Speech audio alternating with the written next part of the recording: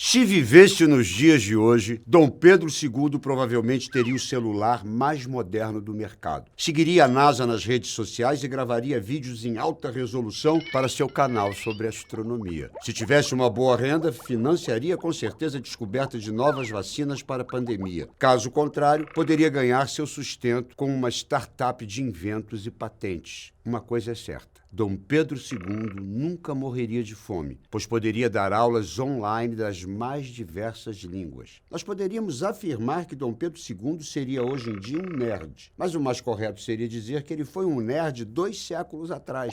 O personagem de hoje do Saber Não Ocupa Espaço é o segundo e último monarca do Império e o primeiro fotógrafo do Brasil. Vem comigo.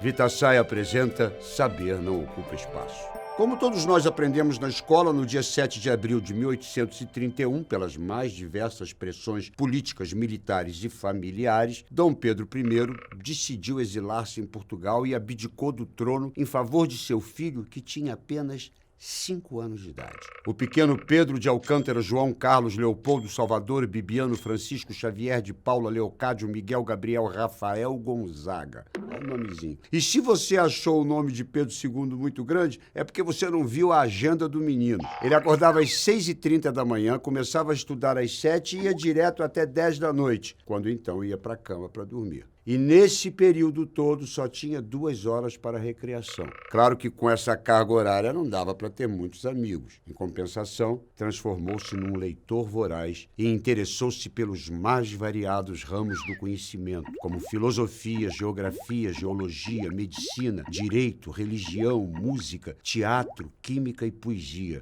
E mais, além de português, Dom Pedro II falava inglês, alemão, francês, espanhol, italiano e latim. Sabia ler em hebraico, grego, em árabe, sânscrito e era capaz de discorrer perfeitamente sobre a língua tupi.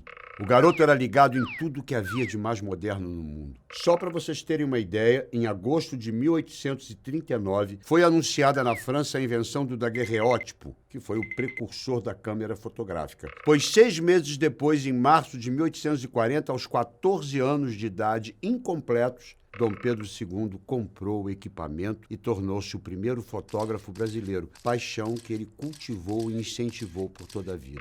A dedicação aos estudos também se manifestava no trabalho. Dom Pedro II era um trabalhador compulsivo, um workaholic, com uma rotina que ia das 7 da manhã às 2 da madrugada do dia seguinte. E foram a ciência e a tecnologia os focos de sua paixão na vida madura. Ele gostava tanto de inventos que controlava pessoalmente a seleção de pedidos de invenções e patentes. E também estava sempre de olho em todos os inventos internacionais. Em 1857, o governo de Dom Pedro II inaugurava o telégrafo no Brasil e expandiu a rede durante as décadas. Em 1876, Dom Pedro II visitou a Exposição Universal na Filadélfia e encantou-se com o vibrafone, invenção do jovem Graham Bell. Os dois ficaram amigos e pouco tempo depois o primeiro telefone do Brasil foi instalado por Dom Pedro II no Palácio Imperial de São Cristóvão.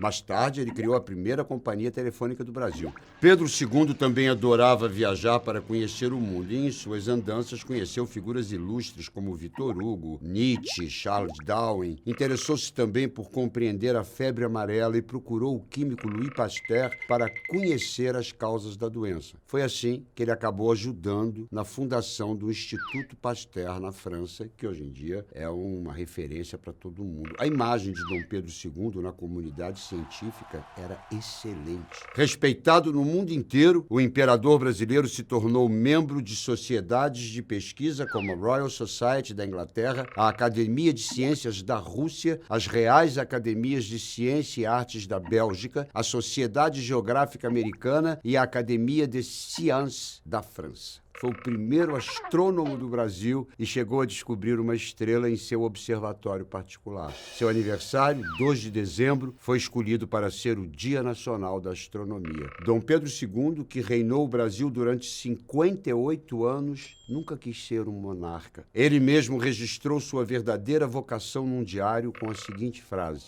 "Nasci para consagrar-me às letras e às ciências."